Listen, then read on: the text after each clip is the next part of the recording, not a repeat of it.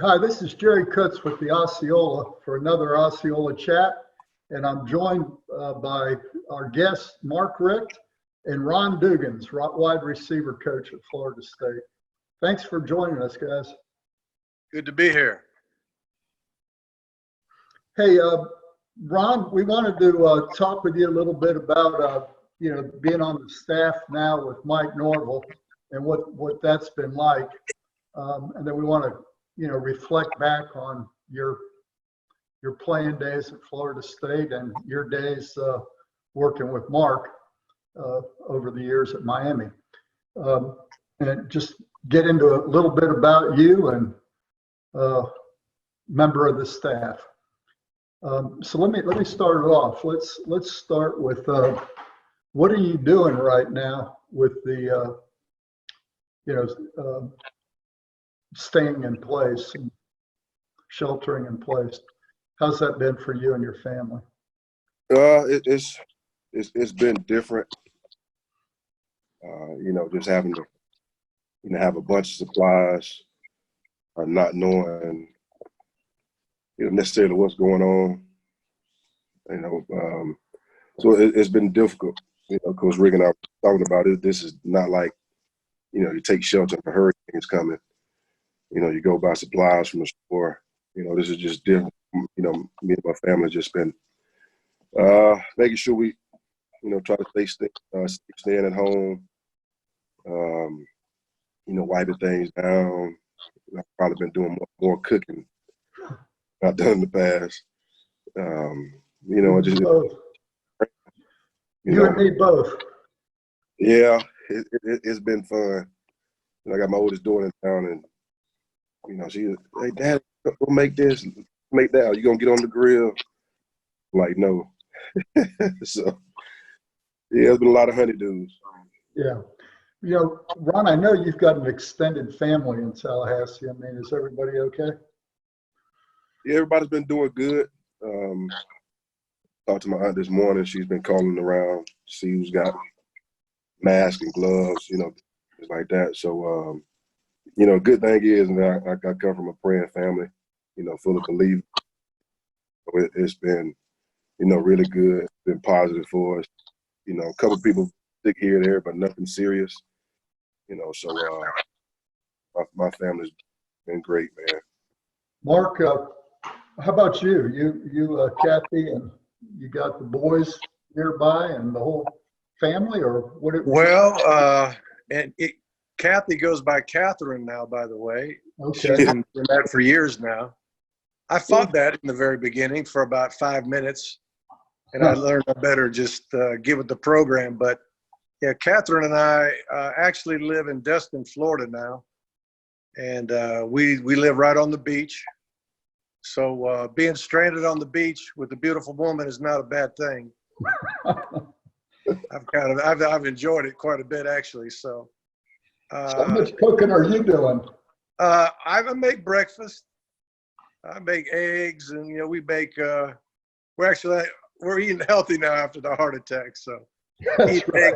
egg whites with green peppers, mushrooms, onions, jalapenos, whatever you can throw in there, and get you some good Ezekiel bread toast. Sneak a little bit of butter here and there. That's my breakfast.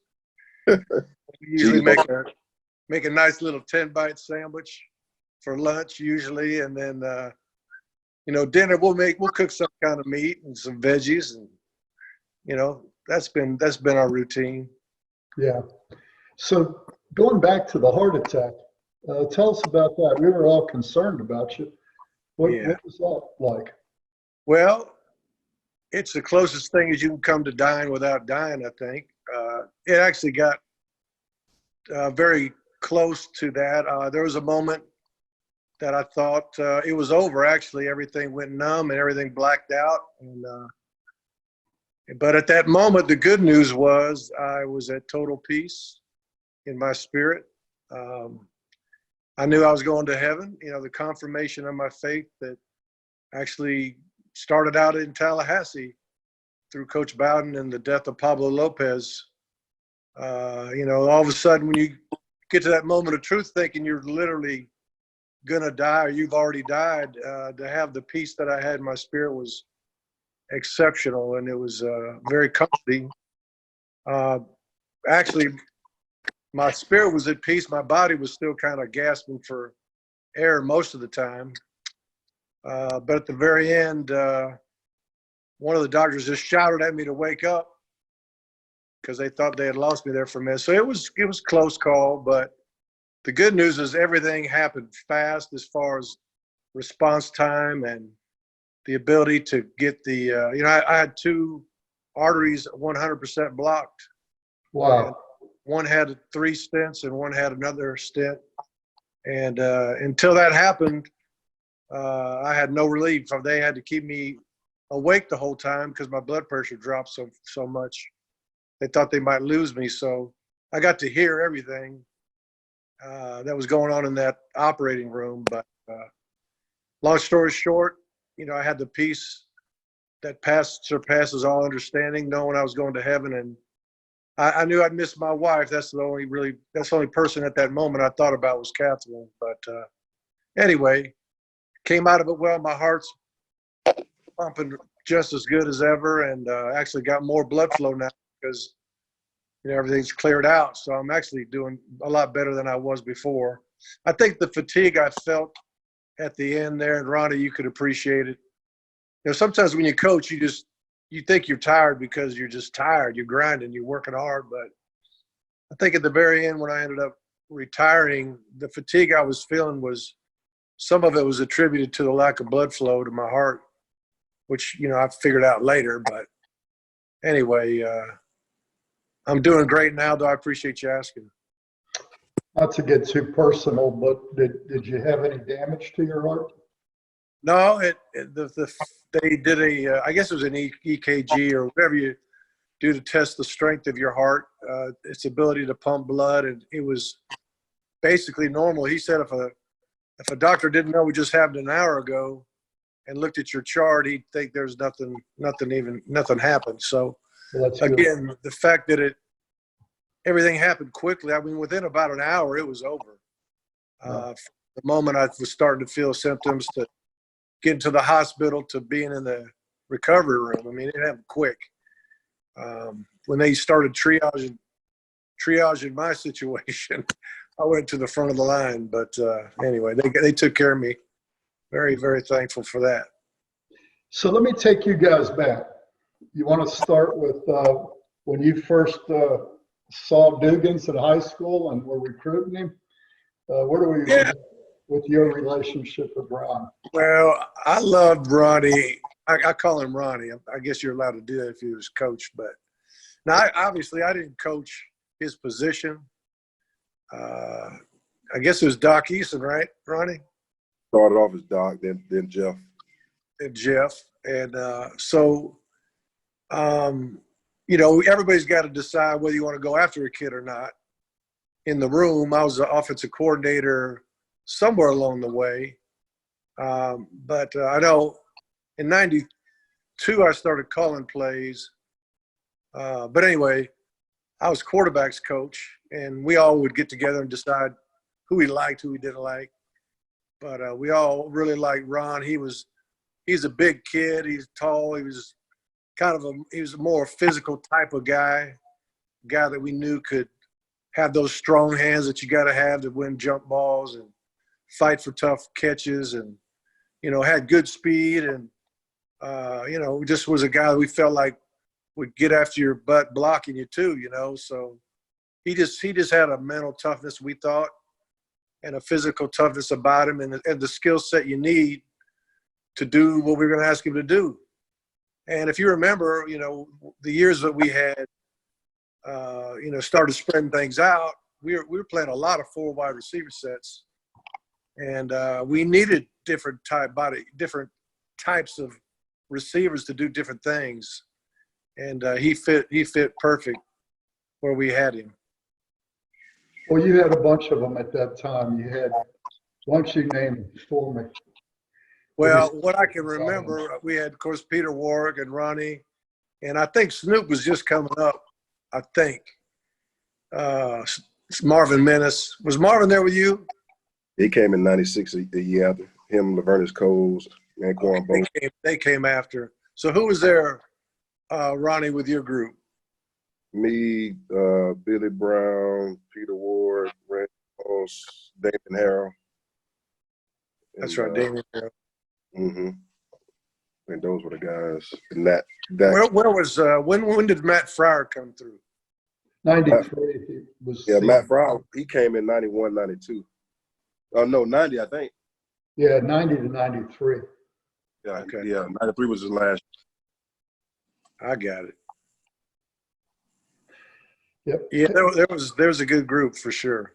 Yeah, Ron, you came out of Florida and Development School, and you were really the first kid to come to Florida State from there, weren't you? Yes, sir. Me and Theon Rackley. Yeah, Rackley came with you. Mm-hmm. Now you all were 1A school at that time? Yes, sir. We're 1A. Probably here and there. We played a few bigger schools, Rickards. I think, heck, who else was it? I know we always played Rickards. You didn't play Leon. Did you play Leon? I think my first year when I was on JV, I would play Leon. So when you got to Florida State, what did you think? When I got to Florida State, when I first got on campus and working with Coach Van Hallinger in the weight room, I felt like I fit in. I felt like I could do the work. You know, because we were doing more in the weight room and some conditioning, but not as much. You know, then when we start getting to off-season drills and at drills, and I was like, man, this is hard. Like it really made you make you think, you know, do you really want to do this? And can you do it? And it creates a little doubt, you know, mentally, you know, when you first get on campus and you're not doing the thing that when I was at FAMU High, after practice, we ran 2000s, like not a jog, but we sprinted 2000s after every practice. You know, and that helped me mentally at Florida State because it was either you're going to do it right or you're going to do it again. You know, and, you know, when you saw other guys that wasn't as mentally tough as you at the time, it motivated you a little bit because, hey, now I can do it. I know I can do it. I'm not the only one that thinks, you know, so, but it was hard. I still felt that, you know, family feel. But the coaches, you know, they were going to be hard on you. You know, they were going to make sure you did it the right. Whose drill did you hate the most in the mat drills? Coach Mickey Andrews. I knew you were going to say that. Yeah, besides You couldn't win. You couldn't No. win in that drill. Coach, I tell you what. So we graduated, got drafted. Me and Peter Ward, we came back. We knew when you guys were gonna have mats, you know. So we came back, and we did Coach Andrews' station, and so doing it, and we sprinted through the line, and he said, "Go back." Like, Coach, we're in the lead. I don't give a going back. That was the last time we did mat drills. He used to do it in such a way that you couldn't be right. Yeah. You knew you were going back no matter what. Yeah, you were going back to regardless, and you knew it too. You know, but you had to do it hard though. What'd you learn from that? Mental toughness, and then also don't quit on your brothers. Work hard for the guy next to you because if you didn't do it right, that whole line was going back. You know, so we learned how to push each other and hold each other accountable. You know, we learned discipline. You know, motivation from each other. You know, because it was Look, it's four guys in the line. Really, it's just one line, and that was our mindset. That hey, let's let's not just get through it. Let's dominate it. And my first year match, it was me, Peter Ward, Randy Moss, and we missed the math class. And so we're on the mat drill, we're on the match, and every time we had to go, they sent us back 5 times at least.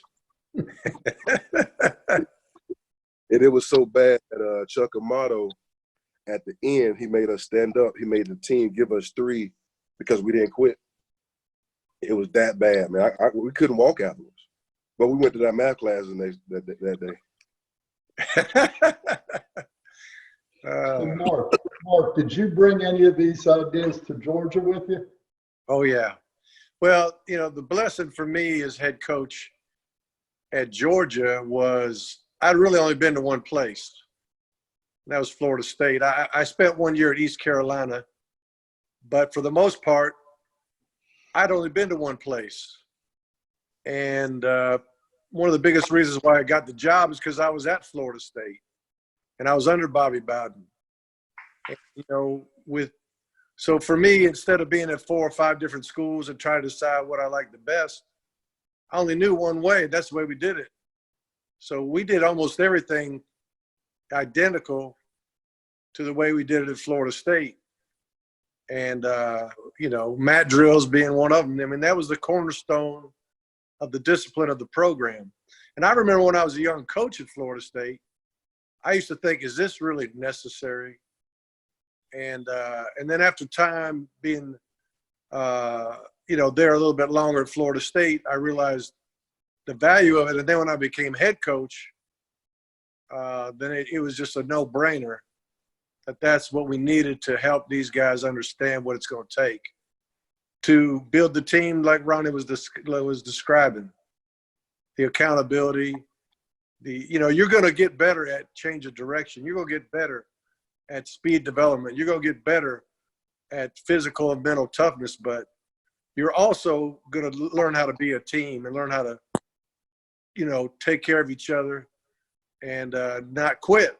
I mean, that's the main thing. I mean, finish the drill came from Florida State. That term, and I used it at Georgia, became a hallmark for us at Georgia to finish the drill. And that carries on in mat drills, but in life too.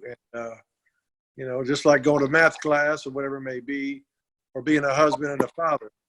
So, a lot of guys, I've had so many guys call me back and thank me and tell me that, like I had one guy, Veron Haynes at Georgia, call me one day and his daughter wanted to quit ballet. And he's like, because you're going to finish the drill. You're not going to quit. And he called me and thanked me one day for that. So, but I learned everything at Florida State with Coach Bowden. Yeah, so both you guys, tell me about Coach Bowden. What are your favorite memories of Coach Bowden, Ron?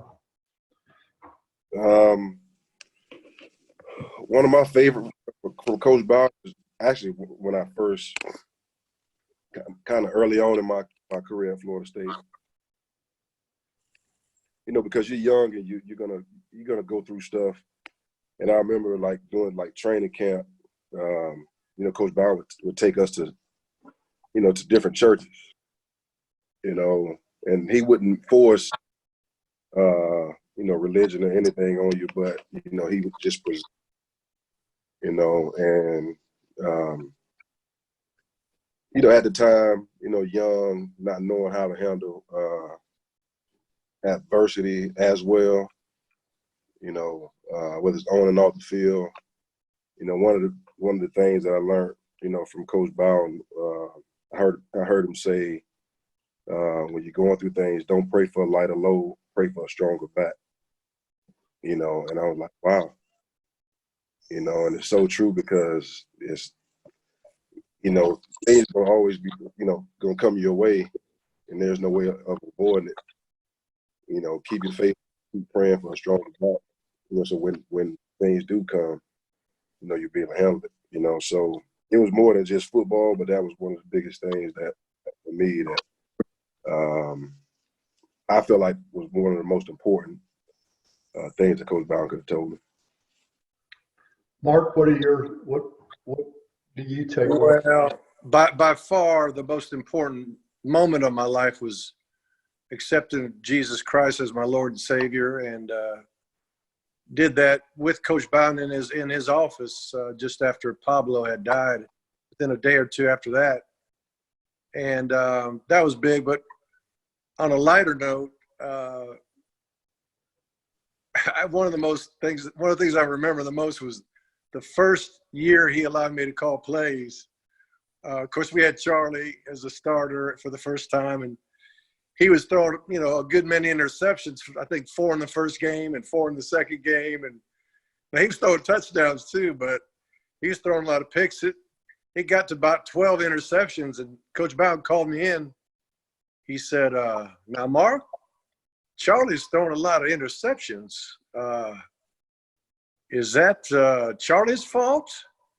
Is that my fault, or is that your fault?" I said, "Coach, it's my fault." And so I called Charlie and I said, "Look, Charlie," I said, "the school record for interceptions is like, I don't know what it was, 17 or something like that."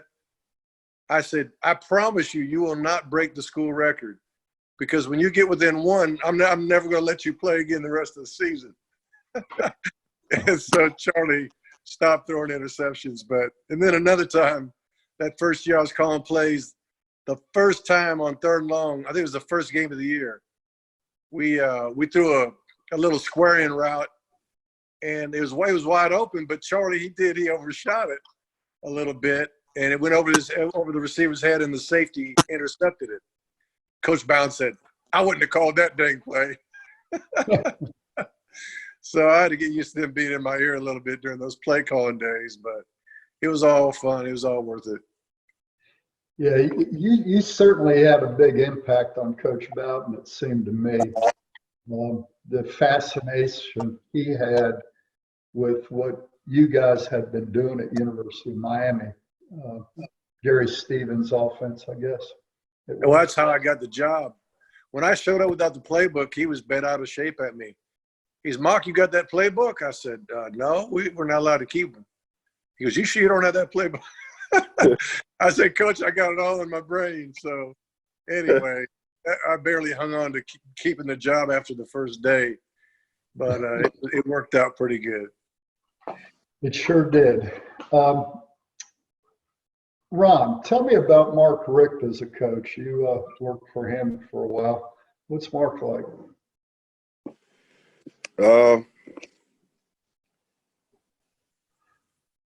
People ask me that, and and I don't want to. I'll say this, and I mean it. But when people ask me about what is it like, working for Coach Richt, I told them it's like playing for Coach Bowden. And I really do mean that. And Coach Richt, when he offered me the job down there, not only did he communicate with me, but he communicated with my wife. Catherine communicated with my wife. And it was just first class everything. From meetings to practice to just personal life. Being a good example of how you're supposed to treat your kids and your grandkids, wife. Showing up. That's the most, like, in my coach career, that's the most I ever seen my kids and my family. When I got with Coach Richt, and I was like, wow, this is how I'm supposed to. Like, it was just different. First class, the way he treated his coaches, held his coaches accountable. It was like not micromanage. Hey, just do your job. And everybody wanted to do that. Everybody, it made you want to come to work and work hard for Coach Richt, because he knew what he believed in. So it was big time for me, because it made me a better man, and it made me a coach that just, it made you want to do better in your personal life. You know, it was awesome. Made me a better coach also, just holding guys accountable, on and off, also just making sure, I took care of my guys. And biggest thing, coach said, take care of your family and take care of your players, and that was big. So, Mark, what would you say about Ron as a coach that you saw in his development? I totally trusted Ron Dugans. I had no doubt in my mind when I hired him, he was the right man for the job. He was going to do things the right way. He was going to treat the players the way they should be treated. He was going to behave, be a grown man and a good example for them. That was part of our mission statement, is to, be a good example of what we're trying to teach these guys. And I knew he's a hard-nosed player. I knew he's a hard-nosed coach. And I love that about him. That he's a mentally tough human being, but he's got a big heart. And he loves his family. He loved his players. And they loved him too. So, I mean, I never once had to worry about, was Ron taking care of business? Was he acting like a man should act? I never had that issue with Ron. Never had any doubts. And it's again falling in line with some of the things I learned from Coach Bowden. He says there's a lot of good coaches out there, but you better hire a good man if that's if you really want the right kind of person working for you and with the young men that we're going to be leading. So he was a no-brainer for me. Ron, you've had a chance now to work with Mike Norvell and his staff, and tell us about that. Tell Mark and I about what it's like to work for Coach Norvell. One of the biggest things, just working with Coach, just bringing back the accountability, piece to Florida State, structure, and just overall, the philosophy. Some of the things reminds me of, of Coach Bowden and Coach Richt, just some of the values, some of the core values and some of the things that Coach is trying to bring back to some of the stuff that was going on here with Coach Bowden and that staff. You would see Coach Andrews, Coach Gladden, guys coming back. It's the first time I seen Coach Bowden on the third floor this year in a long time. So just working with Coach, you see that he's going to hold the coaches accountable. He's going to hold the players accountable. And it's been, everything that you want. I mean, everything that you're used to, that how it should be at Florida State. Just, you got that going after you don't do it right or a kid doesn't do it right. Coach is going to have your back when you tell that kid to do it over again. I mean, it gives you peace, knowing that, hey, Coach trusts you the way you teach.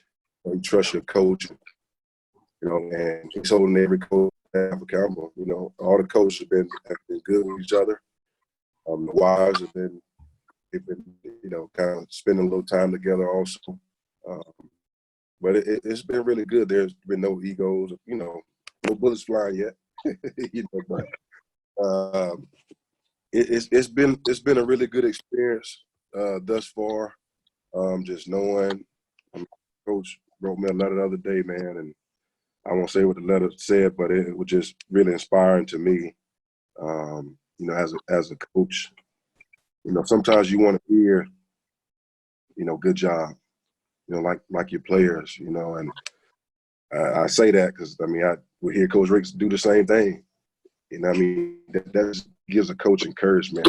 That inspires them. And I think that's one thing that Coach Norvell does. He has a plan, and it's been really good. It's been really good. I'm fired up about him. That's outstanding. I want to bring you guys back to your 99 championship season. What was that like? 99 for you guys. What's your favorite moment of that year? Go ahead, Ron. I was hoping you 99. I'll say this. We knew we were going to win a national championship because in 98, we had a bad taste in our mouth, losing in the Fiesta Bowl, and we really wasn't firing on all cylinders, because we had a few guys hurt. Our starting quarterback went down, and we knew we were going to be resilient in the offseason, and it went from mat drills in the offseason, but doing mat drills every Tuesday before practice, out on the football field.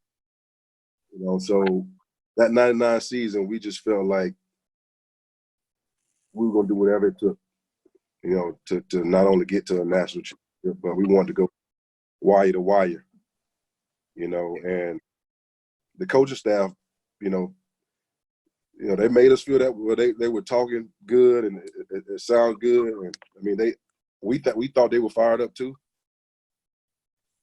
but it just felt like everybody's on the same page going into that season. That look is either we get it or bust, and not just getting there, but we wanted to win it all. We knew we had something special. I'll say that. Well, for me, one of my favorite moments was in the national championship game when they started to screw down to cover zero, meaning man-to-man coverage with no safeties deep. And they put their free safety on Ron Dugans, if I'm not mistaken. And we said we're gonna take care of that. Threw a little quick slant to Ronnie. He took it to the house. So, that was fun. But that was the Y2K year. Everybody thought the world was going to end. I'm thinking, hell, we're going to win this championship, and we're only going to celebrate about 5 minutes before midnight. But I remember laying in the bed that night, just with a big grin on my face, with Catherine, and just saying, because that was not only a national championship, but an undefeated season, which was Coach Bowden's first. And but I remember getting back to Tallahassee, and as soon as we landed, I said, "Hey, honey, let's go to the mall." She said, "What? What do you want to go to the mall for? What do you want to buy?" I said, "I don't want to buy anything. I just want to walk down the mall and let everybody say how great we are before it wears off." But it was a great feeling. Yeah, that was big time. The moment, though, for me was when Peter Warwick and I were leaving the hotel and we were getting out the elevator. He said he was going to score 3 touchdowns. I said, "Pete, if you get 3, I'm getting 2." And it's amazing. He ended up getting 3 and I got 2. Wow. Yeah. I wish I'd have known that before the game. I'd have been a lot more calm. Yeah. Hey, everybody looks to the 99 season, but was there any other moments in your careers at Florida State that you cherish? Ronnie, you got one? I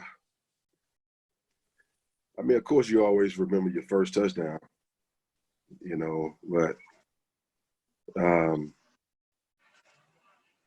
I don't know. It's a lot of them. I mean, I got quite a few, but I'll just say, the first touchdown from Dan Kendra against Southern Miss on a fade ball, my freshman year. I did have one where our freshman year we were playing against Duke, and we called a speed out by the outside receiver, and I was supposed to out release. And the inside receiver was Peter Ward. And I inside released and threw the ball to Pete, and he almost got killed. Uh, so that's all like, man, you got to be a more detailed ball player, you know. But it's a lot of moments. Well, I sure appreciate the time you guys have taken, and thank you for doing this.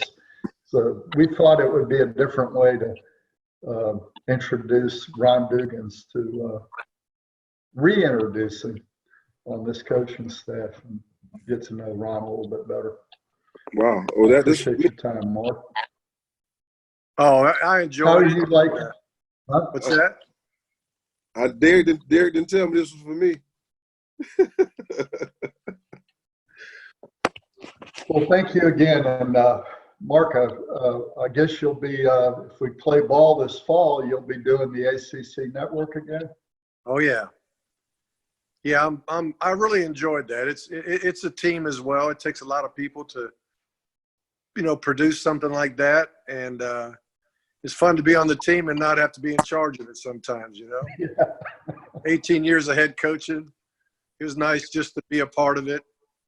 Try to be a part of the solution and part of the teamwork. But it was fun. I can't imagine a better teammate than you.